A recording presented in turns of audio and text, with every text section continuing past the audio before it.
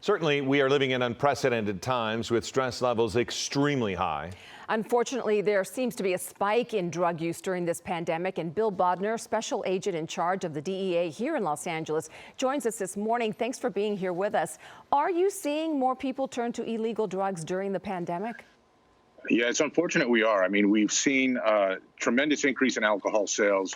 The marijuana sales are up at dispensaries, and the same thing's happening in the illicit drug market. And I think Phil just hit the important point. Our community is under a tremendous amount of stress, whether it's unemployment, other financial stresses.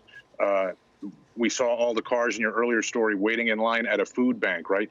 These are stresses that the community is not necessarily accustomed to, and unfortunately, some of them are turning to illicit drugs, I guess, in a manner of self-medication, and it's dangerous. Bill, this is a question for me. I don't get it. People who might not usually use drugs, how in a pandemic when we're staying at home generally, what's happening here? How are they doing this? And that's probably increasingly risky to them.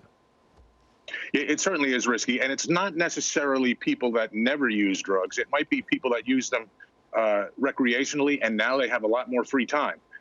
It's not a positive thing. You have a lot more free time and you're going to engage in more drug use.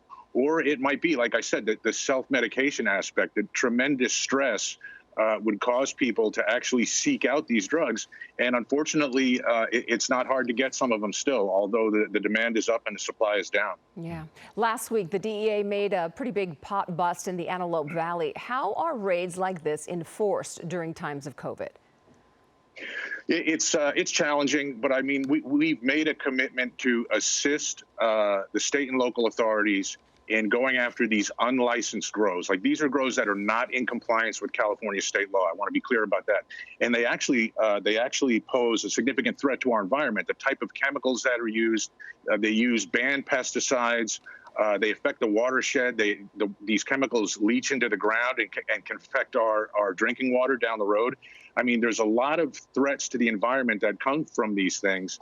And it's unfortunate that DEA has to be involved in something like this. But the truth of the matter is, in California, 80% of the marijuana market is illicit, right? Even though it's been, quote, legalized under California law, 80% is still black market. And something's got to be done to address that. That's a fascinating number. Wow. But also, along with marijuana use, you're talking about PCP. This is kind of a surprise in that LA County also is one of the largest PCP user markets. Phil, PCP is, I mean, LA has always kind of been the hub for PCP, right? It's one of the few illicit hard drugs that's manufactured here in the United States. And it's actually, LA has been a major manufacturing center. A lot of the street gangs in South LA have kind of closely guarded the manufacturing recipes, so to speak, for these drugs.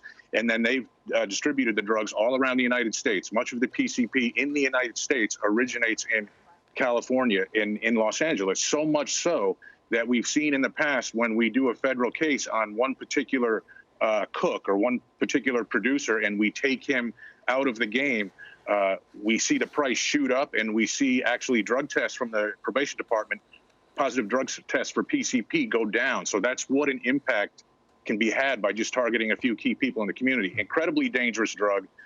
Generally in a liquid form, they would dip cigarettes in it and smoke them, or in a powdered form called angel dust, sprinkling it with tobacco and smoking it, sprinkling it with marijuana and smoking it. A hallucinogenic drug, and very dangerous, and can have very violent effects on people.